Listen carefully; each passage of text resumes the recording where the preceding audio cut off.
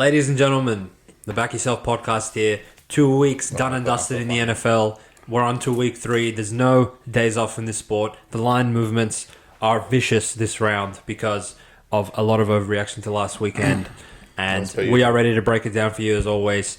And throw your phone on the ground. Sorry, I'm so horny that I can't contain my I can't wait to hit lock of the week for the first week. I am 0-2 so far. I need to fucking wake up. It's actually quite comical that it's like I pick out the game that gets killed by the most, and I'm like, yeah, bet on them. So I really need to wake up. Don't worry, you got us. But on the other side, 2-0 on upset alert, Chris. Am I? In your dreams, actually. I forgot. Giants quit on you in week 1. 1-1. Bounced back last week on Buffalo, which is good. And yeah, how are you feeling for this one, Chris? Obviously, 2 weeks of data in the NFL. You probably don't know enough about every team just quite yet to make very confident statements on each team, but there is a few that have caught our eye in the last couple of weeks, so there's a couple winners on the board, I reckon, mate. Yeah, hopefully. It's a weird week. I truly think a lot of favourites are going to win this week. There you go. Now all the underdogs are going to win, but I think there's going to be a lot of Now, are you saying that, Chris, because 50 underdogs won last week? No, because I just look at all the underdogs and I'm just like... All inbreds. All inbreds. I can't. Speaking of inbreds, we have a divisional Thursday night matchup. Division game? Between the New England Patriots and the New York Jets at MetLife Stadium. Obviously, Rodgers hosting that one. Now, the New England Patriots are 1-1, so are the Jets, but I think New England shouldn't even show up, in my opinion. They have been running the ball at will against two probably competent run defenses in Cincinnati. I know, obviously, people made a big deal out of them not having DJ Reader, and their stats defensively have been god-awful when he hasn't been there, but I think they showed that they're pretty competent against the Chiefs last week. So the fact that New England were able to run all over them is probably a little bit impressive. And similarly against their opposition last week in Seattle, they're known to have a lot of talent on the defensive front, but I just don't think they're going to be able to run the ball. We went into the season thinking New England are god-awful because they really lack skill position players on the outside, on the perimeter that can do anything. I know they bought 10 tight ends the other year, but their production has been minimal, and essentially they have nothing as far as wide receiver goes. But that really hasn't been put under the test because they haven't been so effective running the ball. And obviously Jacoby Brissett thinks he's Lamar Jackson because they're so inclined to play the run that they're not going to allocate defensive pieces or linebackers to actually account for the fact that Jacoby's going to run it for it on 3rd and 3, 3rd and 4, whatever, and actually get those first downs. But I really think the Jets defensively will come good in this one to the point where Stevenson will be getting 2 yards, 3 yards a clip. Consistently, they're going to be in 3rd and long, and that's not a situation you want when you're throwing to no one with Sauce on the other side of the field. He can essentially shut down one side, and I feel like there's going to be a few errors that New England haven't made so far, but they are probably going to really make them at will in this game. I would probably tease the Jets. I'm not sure if you can lay 6.5 with them at this stage of the season because their offense outside of Breece Hall is really and Garrett Wilson is not that threatening. And obviously they're still finding their feet with Rodgers throwing the ball. But I really don't see a situation when New England go and win. So this would be my first teaser leg of the season of round 3, definitely. I don't know why you're teasing. You think they're really going to get killed? I think Patriots might score 0. Yeah, well. I mean, first game back at MetLife, Rodgers is back. Good luck. I think they're going to get absolutely murdered. And Jets probably won't score that many points, but they're not going to score. I'm going to say full-time 30-3 at a minimum. They're dead. That's a lot of points for Jets to score if you're... Don't worry. This guy will give it to them as well. You got to think the offense might not score 30, but if the defense it gets a pick 6, anything can happen. Forced fumble. Forced fumble. I truly think the Patriots shouldn't even show up to MetLife. They're going to be killed. I agree. Genuinely, if Patriots go there and win... I've seen everything. I might just, stop handicapping for the rest of the season and just bet every single underdog money line because this is getting ridiculous. There's no way. Now, it is time for me to get one right. The week 3 lock of the week, I'm going into battle with Lamar Jackson against the Dallas Cowboys. 0-2 for the Ravens that were the number 1 seed in the NFL the last year. And while they have slightly regressed, particularly on the defensive side of the ball, the stats don't lie. Lamar Jackson does win against NFC opponents at 90% against the clip for his entire season. And Dallas, while they still are a powerhouse and they did play well in week 1, They showed that there is a route of beating them and beating them handsomely, which is what the New Orleans Saints did at Big D last week. Baltimore's going to go in there, run the ball very effectively. And Dallas, I can see Dak doing some stupid shit to turn the ball over a few times. And you're getting Baltimore at a pick'em when, in my opinion, they're just far superior. And I want to be on the 0-2 teams going into week 3. So with confidence, I'm going to pick the Baltimore Ravens to go win outright at Big D, hand Dallas another L, and not start their season in an 0-3 hole, which they probably can't bounce back from. Lamar, I believe in you. Let's go, my boy. I'm not shaking your hand because I don't believe in these cons. How come? They're going to go there and quit. And Lamar Jackson, like, truly Baltimore, if you lose and go 0-3, it's all because of last week. There's no reason to lose to Raiders. Raiders are really bad. And now I'm going to expect you guys, after losing to Raiders, to bounce back and go beat Dallas, who just probably had the most embarrassing loss, their first loss in the regular season since God knows when at Jerry World. I'm good. And at this price, Baltimore should be heavy underdogs. I would put them at 2.5. They're going to go there, and in my opinion, they can run the ball as much as they want. I'll happily let them run the ball. Lamar, when it matters most, and when your defense matters most, all of a sudden capitulate. And it's just like Philadelphia that we saw 2 days ago. Thank you, Atlanta, which we didn't mention. Thank you, Falcons. The same garbage happened, that they kept them out 4th down, got them into field goal range, and then the last drive just quit. And Baltimore seemed to fucking be doing the same garbage. And I'll happily stay away from this. I'm not going to take Dallas, but I'm good. I'm not going to sit there. Well, it kind of seems like you're making the point to take Dallas. Why would you not pull the trigger on them? No, can't be bothered. Because if Dallas go 2-1 with both home games, like, seriously, there's no point. Both teams are retarded. Baltimore, I believe in you guys. I'm looking forward to seeing you go and be victorious in this game. Dallas, best of luck. Best of luck. Thank you, but I won't be with appreciate them because can't be bothered. Now, apparently, this is the week of 6.5s because we have a bunch of them in this early red zone slate, and the Cleveland Browns host your New York Giants, Chris. Danny Dimes going into the dog pound to take on Myles Garrett and co. A spread of 6.5. I mean, it's just hideous, to be honest, man. I know, like, the whole world will be teasing them, but I'm good. Like, these Browns are really bad. Don't let the victory against Jacksonville deceive you into thinking that these guys are good, because Jacksonville were just fucking god awful. But in the same light, like, Giants essentially might go there and score 0. How are they going to score? They'll never score. And Cleveland had a really poor performance against Dallas, and now they're back at home after getting that stupid win at Jacksonville. Yeah, I would rather stay away again. Look, I can't see Giants winning, so everyone that's going to put Cleveland in your teaser, you're probably going to get a green tick. Yeah. But Giants are really bad, and so are Browns. So you're laying 6 with a team that's awful. Again, I would skip unless you're taking it. Well, that's kind of what I'm saying, Chris. Like, I wouldn't line up to take -6 with Cleveland. But I'm not probably taking against close. anyone, but at this stage, like, against even mediocre opposition, I feel like Giants need to be on the other side of 7 for me to be like, all right, I'm going to go and put money on these guys, because to be essentially a pick'em at home to Vikings and get absolutely killed and then back that up to losing to fucking Washington, like, I could definitely see Giants staying within the number for the whole game, and then they're driving down the end to get into field goal range or something, and Danny Dimes just something retarded. Those are straight to Denzel Ward, and then they don't backdoor cover in the end. I'm good. I'm not taking Giants. They're really bad. But again, there's no reason for Giants to go there and win. So, teaser season. I know everyone got fucked over last week because none of the $1.30 people actually won, let alone covered. But I feel like we're going to be back to some normalcy, especially in that game. Giants, there's no reason to go and win. Please, fuck off. Now, I think this is a fixture I'm probably more excited for than you, Chris. My Indianapolis Colts host your Chicago Bears in probably the...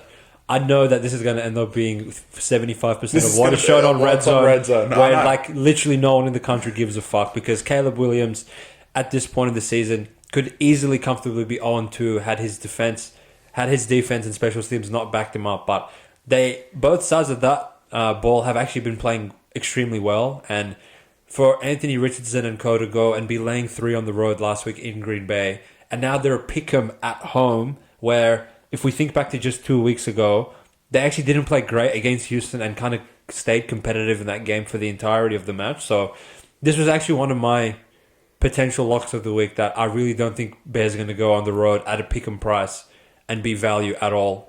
Again, the trend of teams being 0-2 and generally covering at like 65% against the spread, I would be more inclined to take Shane Steichen, Anthony Richardson, Jonathan Taylor. For how limited they actually ran the ball last week, they did a fantastic job of it. I don't know why Shane Steichen just kept putting the ball in Anthony Richardson's hands so he could throw it straight to the Green Bay secondary, which, again, was part of the reason we actually took Green Bay, knowing that this cunt's going to do something retarded. But I really think the issues that the Indy defense has had so far can be mitigated a little bit because of Caleb. Caleb's garbage play, and that'll be enough for them to get on the board with their first win of the season, in my opinion. These games are awful. One after the other, just awful.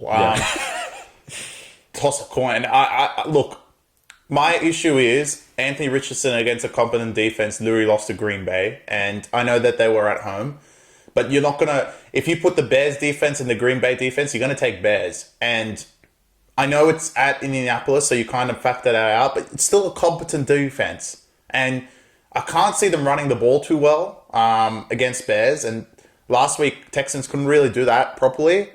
They were just pegging the ball at Nico Collins, and it was working once every five times. Yeah, so, that's all they really were able to pull off against the Bears defense. But when your offense plays that bad, it's hard to say, oh, yeah, take Bears no matter what, because when your offense is that bad, eventually the defense quits, and that's when they're completely finished. So, I'm not going to say the defense is going to quit this week. It's week 3, and Bears won week 1, but that's why I'm like, I'm good. Skip this game away. Cannot be bothered. If I had to pick one, I would actually take Bears. The defense has been fantastic. You would take Bears out of pick them on the road? I think Bears, the defense have been fantastic. Yep. And Anthony Richardson, he played the most incompetent secondary. Like, Texans were awful. And, like, other than those splash plays, in both weeks, they haven't been great. And Bears defense isn't something that's just going to sleep on them, especially the way they played against Texans last week. There was a complete difference to the way Bears lost to Texans to the difference that Colts lost to Texans. Peg the ball 500 yards to score is completely different to how Bears lost, in my opinion. So, next. Look, I think Colts should at least be 2.5, so I'll take them at that price. But you can only say that with so much confidence with, like, you don't know what the fuck you're going to get out of this offense. Yeah. Like, maybe he'll have 5 completions of 50-plus yards. Yeah, maybe he'll have 3 picks. Like, that's pretty much where the ball lies. That's where the way they're playing, and that's like too much variance for me. I'm good. No, fair enough, mate. Now, there has been no variance in their first 2 opening games, and they have set the league on fire. And many thought it was an anomaly in the first game, but they went to Dallas and beat the shit out of them. And now, my New Orleans Saints host the Philadelphia Eagles, which we faded in week 2, saying that, why are these guys laying 6.5 without AJ Brown? They're fucking garbage. And they are garbage, so they got killed by the Falcons. For them to just concede a 70-yard drive in like 40 seconds to Kirk, like, I don't know what the hell these guys were doing. And now they're going into New Orleans at a +3 price. Again, no AJ Brown, so you can't rely on him coming back and helping the offense out. And I thought Jalen Hurts actually played quite a mistake-free game, which I don't know if you can pencil in him for that consistently because his turnover problems date back to about Thanksgiving of last season, where he's just giving the ball away at will. And the Saints team as a whole has just been in incredible form the first 2 weeks, and splash plays after splash plays against what I would consider a much better defense in Dallas than the Philadelphia one. And now they have a short week of preparation to go on the road in New Orleans. I can only lean one way, even though it might seem a bit square. I think the market hasn't really caught up to how actually terrible Philadelphia is. So I would probably lay the 3 with the New Orleans Saints in this one, Chris. How do you see it? I'd actually take the +3. I think Eagles can't play that bad. And they actually didn't play bad against Falcons, in my opinion. They played good. They played good and lost. And they played good and lost because they're dumb. And again, that last minute, there's no reason to concede a touchdown from Kirk, of all players. And if you actually look at the totality of the game, for 46 minutes, they were behind, but you always thought that they'd get that one drive, and they got the one drive, and they would actually keep them in the game. And they just stuck around, scored that touchdown, and then really should have closed out the game. But regardless of that, Saints were 3, to think about it, they were 3.5 or 4 to Carolina, which I hear, at home 2 weeks ago. Went and beat the dog piss out of Dallas, which that makes sense. And now they're -3 to Eagles, who are probably 6-point or 7-point favorites if they're at home to Carolina. So Can I rebut you? I know now it's different. I get it. They beat Dallas. So if New Orleans was to play Panthers again at home, what would the spread be? 7, 8. Do you think that would be fair? We'll see what this guy does. Assuming Bryce Young plays again. If Bryce Young plays, anything can happen with him. Exactly. Anything. Yeah, so I think like a lot of this is the market just being like, oh fuck, like Saints are actually good, which is to be determined, right? To be determined. I think in this particular week, like the way they've been running the ball with Kamara, the way Carr's just pegging it at. In hindsight, they actually have a lot of skill in their like receiving core. That there was no reason for them to be 0-500 in the red zone last year to that extent, and. Now that Gary Kubiak's actually calling plays with Derek Carr, he looks like not an inbred anymore. So there was always potential with this Saints team. I don't know why they've been garbage the last 3 years, but it seems like they're kind of finding things out and playing much better.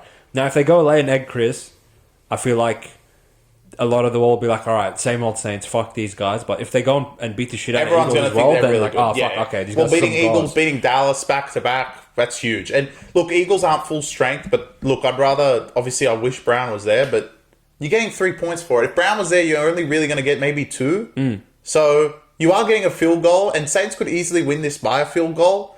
So, you know what? It's getting to the point that it's sharp to take Philadelphia. It is a bit shit that they've had the travel from Brazil and then another short turnaround. What the fuck, NFL? Yeah. But anyway, they usually don't make these mistakes. This is an NBA rookie move. Yeah, literally. Wake up. But we'll have to wait and see. If I had to take one, I would take the Eagles. Interesting, man. I think we're on opposite sides on that one, so we'll check back come the review. But I hope we're not on opposite sides on this one because my team will be going 3-0. The Minnesota Vikings host the Houston Texans, and I slept on my team in week 1. We gave out Giants. I backed Chris in upset alert, and I think I was very, very quick to realize, oh fuck, these guys are actually good. And last week they had a convincing win against San Francisco that I don't think many expected, minus Jordan Addison, and still no TJ Hawkinson, let's not forget about that they would have 410 total yards against the mighty San Francisco 49ers, which we saw 7 days ago. The Jets had no answer for them. And now the Minnesota Vikings, with a 2-0 record, host the Houston Texans, which, let's be honest, Chris, they've been awful. For Chicago to have all those stupid turnovers that Caleb Williams was throwing straight to their secondary, and yet still have possession of the ball with a chance to go down and win the game with 1 minute on the clock, doesn't really scream convincing as far as Houston goes. And in hindsight, Anthony Richardson went and essentially scored 0 in Green Bay, but they only beat the Colts by 2 points in week 1. And now you're laying points with them on the road in a building where Vikings are playing their back-to-back weeks. Justin Jefferson, apparently there's optimism around the fact that he will probably play. I would expect Jordan Addison to play as well.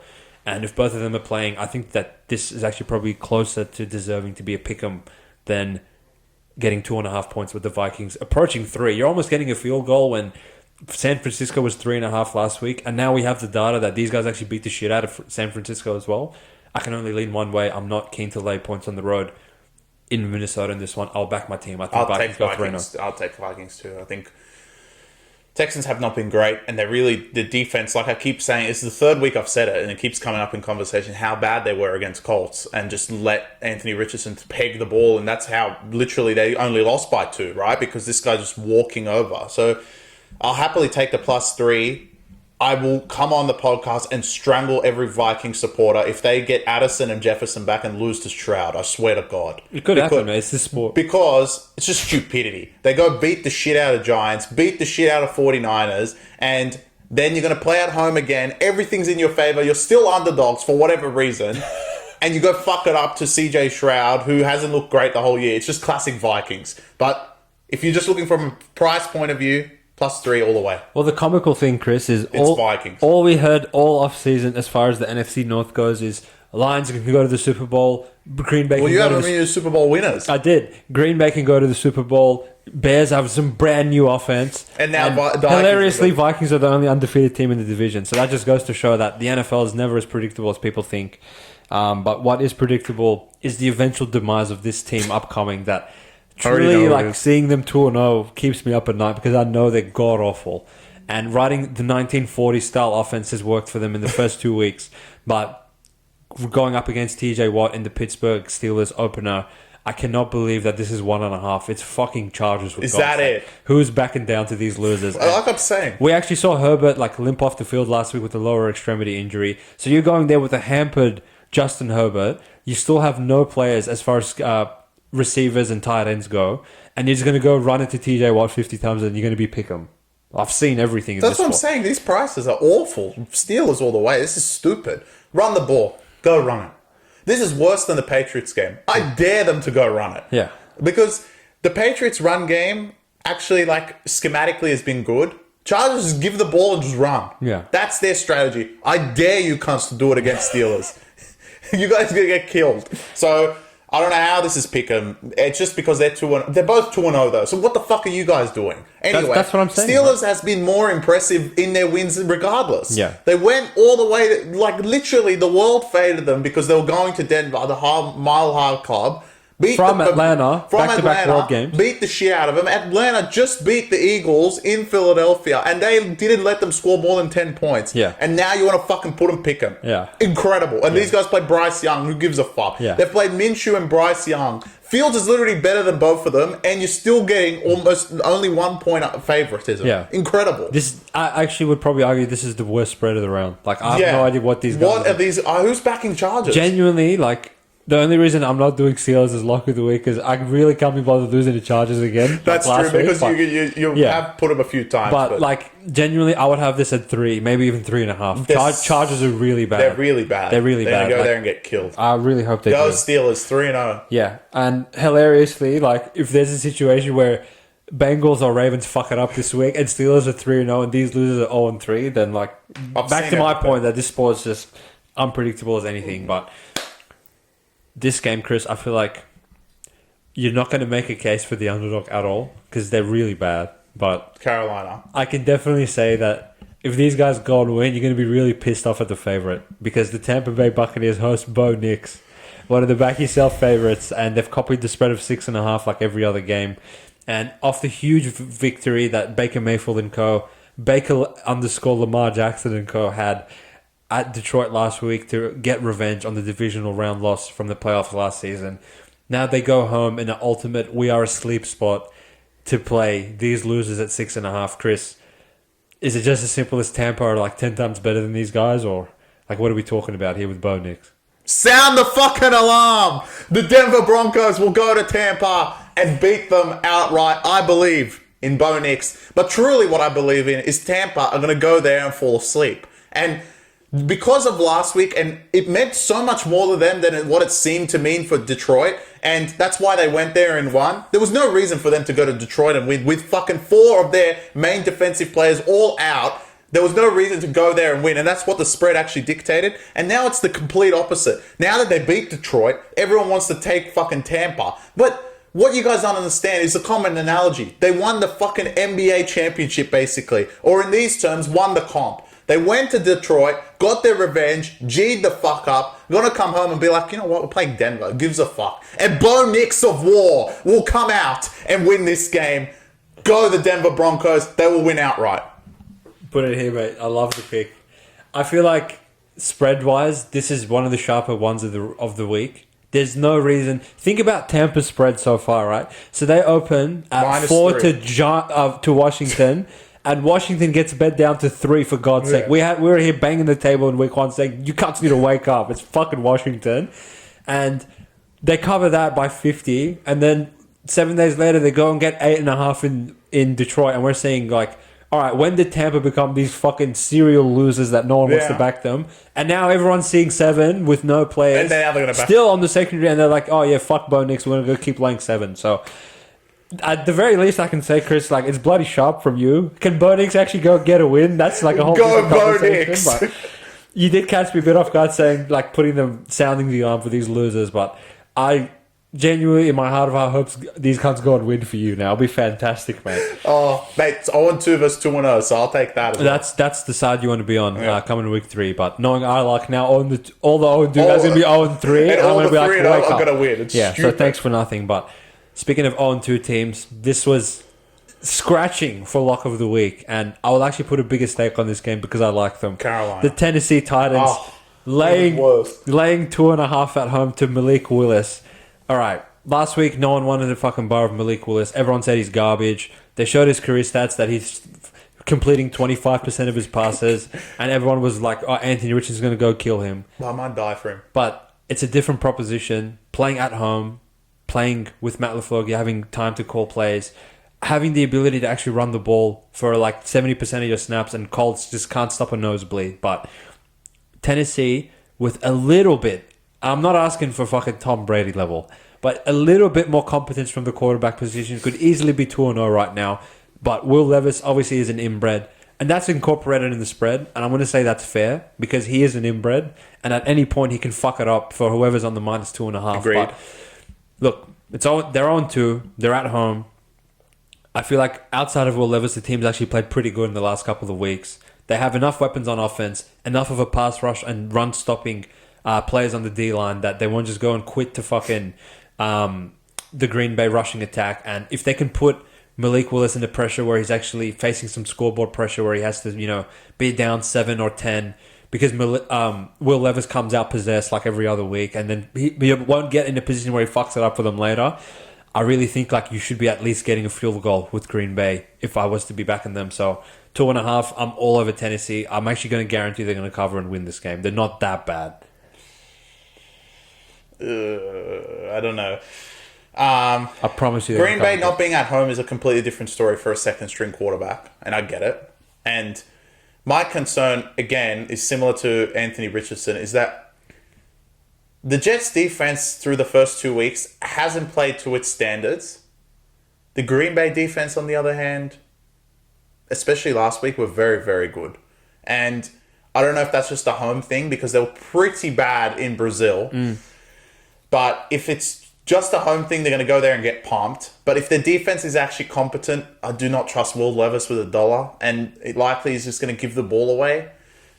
So, like, price-wise, Tennessee should be favorite. Like, 2.5 is to the right side. But it's just like one of those games that's like, what? Do you want to put yourself through the torture? Yeah, because I think, like, if it gets to a 2-minute drill and you need a field goal from Will Levis, he's going to go there and fuck it up, isn't he? Yeah, probably, And, like, I just think stuff like that, the Green Bay defense will stand up. And it could... Look, Tennessee's the right side. Don't get me wrong. But I just think Green Bay... Like, if they really just played one game for Jordan Love because he's injured and then they're going to quit, like, what was the point of winning last week? I think that's exactly what will happen. Well, that's, like, the common scenario. So that's why I'm saying Tennessee. Yeah, fair enough. But, again, like, it's just putrid taking Will Levis exactly. at this point. So I can see why you would want to, like, not lay with him. But I really think, like, people are just now... forgetting the fact that it's Malik Willis on the other side. He's not some god. Yeah, he's not a god, no. But it was the defense that helped him last week. Agreed. And now my Las Vegas Raiders, who were your Las Vegas Raiders last week, host my Carolina Panthers. But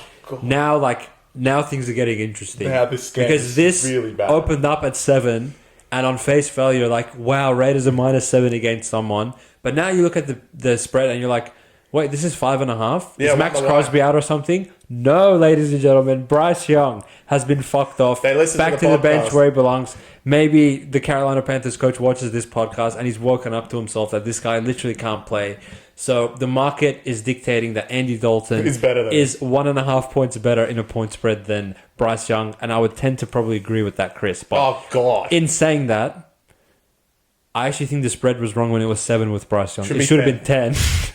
So now it should be like 8.5. It should be 7 now. You only have to lay 5 with Raiders against these losers. I actually would take Raiders. I'll take Raiders. Yeah. Yeah, Max Crosby's going to go have an absolute bath. Yeah. And if he can get through the Baltimore front, just wait. Yeah. And back at home, after that big victory where they shouldn't have won for no reason, I would take the minus in this case, easily. I think like this could actually be one of the biggest bets of the season, Chris. If Raiders had gotten...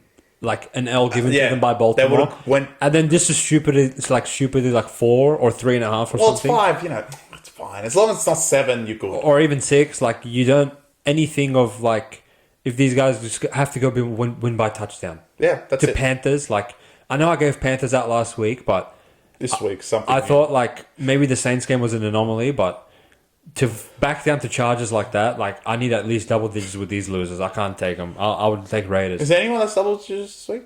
Don't think so. Aww. There's a few that should be, but I'll get to them. And I really like Chris. Genuinely, if I had upset it, I would give out the following game, and it'll be comical. But The Seattle Seahawks host the Miami No. Dolphins, coming off a very long turnaround. Look, Oh, Tua's fucking god-awful. And this guy's not any better. they signed Tyron Huntley. So Yeah, but he's not playing. he'll play. He's good. Miami will go there and cover the 5.5. I'm pretty confident in this. They still have Mike McDaniel calling plays. Raheem Mostert will probably come back and play in this one. So you have a dual threat running back tandem. You still have Tyreek Hill, which apparently is the number one NFL player, which is all I heard in the entire offseason. You still have Jalen Waddle outside of him. And Seattle, they're just not a team that you want to lay big spreads with historically. You know, like even when if you took them at this closing line of 6.5 with the Bo Nix, they didn't cover that, even though they probably should have, being up 13. If you took them last week at 3.5, you lost on them again. If you took him at 3, you got your money back. But we know they're actually way better than Patriots, and there's no reason for to only beat those losers by 3. And now this actually opened at 6 and got bet down very, very quickly to 5/4. And I actually genuinely think Miami can go and beat them. 4? Is that it? Yeah. I'll take Seattle. I think Seattle have been poor the first 2 weeks. I agree, but I like with Tua, without Tua, these guys are not good. And I mean, you know, the question mark is the defense. I'm not worried they can score, but their defense has been really poor. And when your offense, like Tua, gets dozed down and you know, you can't really get the points. Even when Tua was there, you couldn't really get the points. You need the defense to stand up. I feel like they did week 1. Week 2, when they played Buffalo, it's like they just threw in the towel. I mean, there's no reason to concede that many points to Buffalo, knowing the week before, Arizona fucking played them in Buffalo and played them 10 times better than you fucking idiots did. So, to only lay 4 with Seattle, who, in my opinion, can be better than what they are, and everyone projected them to be better. They might be 2-0, but they've played pretty bad, and no one's really talking about it. Everyone's talking about Saints and Tampa and Chargers and Pittsburgh. No one's really talking about it, but these guys are 2-0 as well, and they've been poor. I get it, but I don't think that will last. I'm leaning Seattle. Yeah, in my mind, there's nothing that Seattle has put on tape in the last 2 No, they weeks to be haven't. like, No, these I guys agree. are like fucking gone. I agree. That's why I would take the spread. Like, I feel like it's a kitchen sink game for Miami. You have the extra rest. You have the wounded tiger theory. You have competent coaching, and there was a lot of expectations on this team. And like you alluded to, Chris, defensively they looked pretty good against Jacksonville. Like, didn't really concede many points or yardage to them. In hindsight, Jacksonville is something new. Yeah, but that's because they were poor. Again, like in my mind, a lot of last week against Buffalo was Tua went out there and threw 3 picks, right? So there's only so much they could have done defensively where when it was nip and tuck, the offense just really let them down. If they're going to go fuck it up again, like, that's fine. But in my opinion, Seattle will try and really run the ball this game because the Miami secondary is where their strength lies. And I think McDaniel, with knowing that there's going to be some inbred playing quarterback, he's going to run the ball a fuck ton as well. So I would lay I would take the 5 plus unders in that case, because unders you're going to take it, and then these times going to go there 5 picks. So I'm good there as well. But or fumbles, even worse. A very confusing spread in my mind, Chris. The Detroit Lions, after being -8 to Tampa, are now -2 to the Cardinals. So is it in Arizona? Yes, it is. The Fortress, some call it. But it's still pretty short to be less than a field goal, in my opinion. Is this maybe an overreaction to these losers losing? It's an overreaction for them scoring 40 against Rams. That's it. I mean, they played great, and they've played great the first 2 weeks, but 2 against Lions, who have been projected to be championship level, like getting to the championship game level team, it's nothing. And Lions last week, the game was right in front of them, and Tampa actually played pretty good, right? And still Detroit were like this close. And, the points before halftime, if they got those points, I think Tampa would have lost this game. So to only be 2 is such an overreaction. And I completely agree. -2 is that it. It's Arizona. Well, genuinely, I would have this at probably like 4 or something, maybe 5. Like, I thought Goff was... we probably didn't comment on this enough in the review. Goff was fucking god-awful last week. And normally, like, he would bounce back from that, especially in an indoor environment in Arizona. In Arizona, while they are good, they're decent, right? Like, they're not some gods that you can just fucking only get 2 with against Lions. That's really short. And he's played Arizona a few times, don't you worry, because of Rams. So yeah, definitely. So I'll be all over the line in this one. That's something new. Dallas, we obviously spoke about them already, so we can go into the later slate the with last this one game. where this line's like insane for Rams. Like I know they're 0-2. Maybe like I don't know if Cup will play. It seems unlikely. Puka probably doesn't play as well. So Wow. it's like the bookies can't get to spread high enough, knowing that Niners are coming to town. But it is the Niners minus Debo and minus C-Mac. And we saw Kittle go off at some point, come back and play, but he's probably banged up. And Ayuk, apparently he's still thinking about his paycheck, that like he's really done not much in the first 2 weeks, right? And in a divisional rival game where you still have Sean McVay and Stafford, do you think there's any value, Chris, on the +7 on the Rams in LA, or is this just like they're unbackable? I'm going to give some advice to the punters here. You know, if you're waking up at 3 a.m. or it's in the middle of your day, have a nice nap during this period of time between the 6 and 8. But obviously, we're not going to do that. But you know, if you're going to take Rams, put the bet on, go have a nap, come back. They'll lose by 4. Bob's your uncle. I think in a divisional scenario, to be the biggest line, almost the biggest line of the round, and honestly, I can't think of this year so far having a bigger line at home.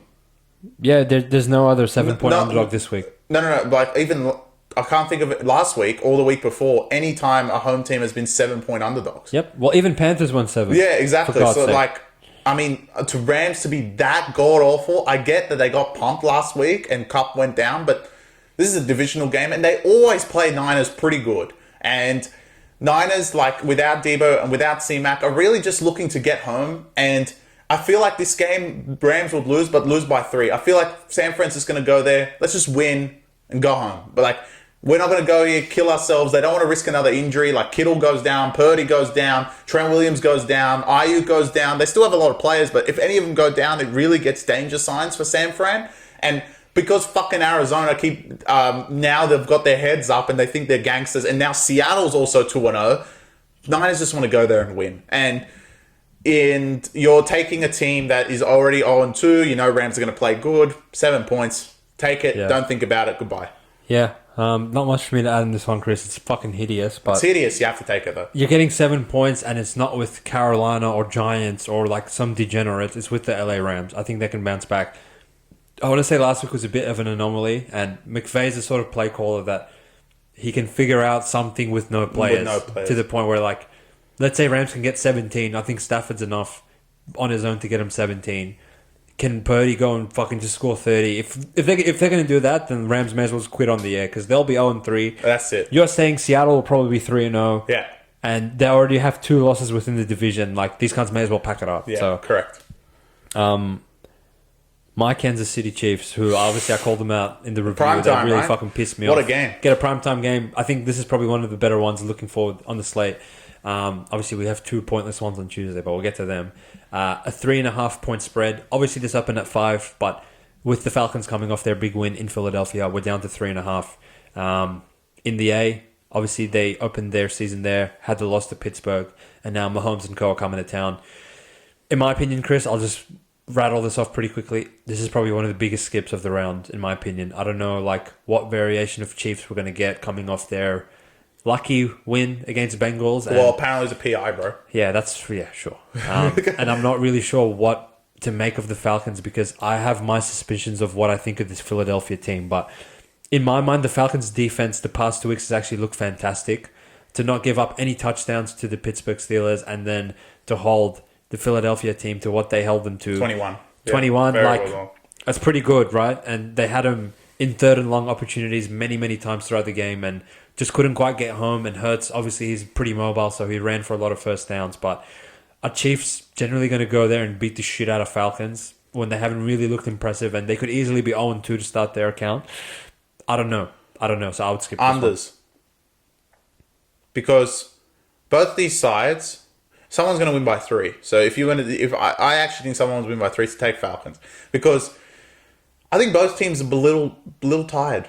Falcons have played at Philadelphia and at this building against Pittsburgh, which was an absolute brawl, and Kansas City has played Bengals and Ravens, which are both like their threats, quote unquote, to win. To get them out of the conference. So it's not going to be easy. And to lay 3 points lay 3.5 is a lot. So I think either team is going to win by 3, in my opinion. if I had to take something, I would actually lean Atlanta. I think they're going to be really fired up for this. And like the first week, clearly their offense was really bad. And last week wasn't any better, but they got the win. And that's like could be huge for them. And their defense, like you mentioned, has been sensational. And Mahomes has not been great. And as much as they're going to say, oh, he's 2-0, he's been very lucky. And I don't think they're going to get those sort of calls if they're not at Arrowhead. And I think at Atlanta is a different ball game. Yeah. Gun to my head, Chris, I'd probably take the points with you, knowing that Falcons will really be up for this. And it's not a inter-conference game. It's not a divisional game. Like, there's no real reason for Kansas City. Maybe, like, with the opening slate that they've had playing Bengals and Baltimore, they can kind of breathe a sigh of, like, oh, okay, we got out of those 2-0. Yeah. Now we're going to Atlanta after playing in Kansas City the first two games. Gun to my head, I probably would take the Falcons, knowing that in a primetime spot, majority of the punters will be on and knowing Kansas the stupidity City. That's happening the rest of their division. No, exactly right. But for Falcons, like, it was a very big morale boosting win to win in the fashion they won as well against the Philadelphia Eagles. So I want to say with Falcons is that on the look ahead, and I know they'll be looking ahead. They play Saints next week, and that's huge. Yeah. That's a big, big game. But can you really look ahead from Kansas City? They're probably because Saints are going to be 3-0. Yeah.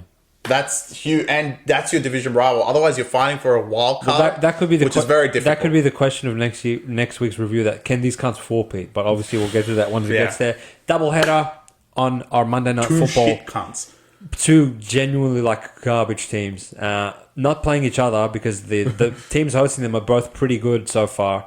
Even though the Bengals host the 0-2 record, they show that they're pretty competent in Kansas City. But we open at Buffalo. I mean, and this team, genuinely, Chris, I'm going to put them in unwatchable category based on what they played in Cleveland. I mean, Jacksonville were fucking horrific. Wow. The first 2 weeks, like I thought it was the other way around. No, I mean, wow, they're so bad. And Trevor now having 7 straight losses in his last 7 starts, where 4 of those games he was actually a favorite to fucking win the game, let alone cover the spread. And now he's going to a hostile environment in Buffalo. God, good luck, bro. I genuinely can't watch this guy. I can't watch. He's dead. You think he might die? This guy, you know who he reminds me of? Nico Hines.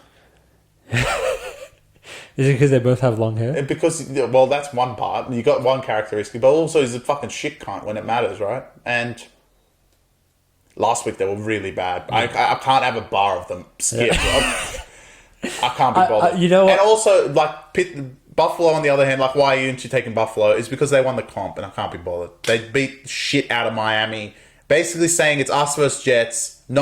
Tua's gone. It's us versus Jets for the division. And these guys, like, I mean, I think Jacksonville's already mailed it in. They're quitters as well. That's the other issue. They are, at the core of their heart, quitters. And I feel like Nick Sirianni's obviously on the hot seat, but Dougie E, like, he's really probably a few more losses away from cunts really raising an eyebrow of, like, does this guy even belong in a head coaching gig? I feel like, Chris, the predicament we're in this one is everything we've ever been taught as somewhat sharp punters, and for the same reason you're going to take Denver and I'm going to take some other inbreds probably. We know that probably Jacksonville's the right side. No.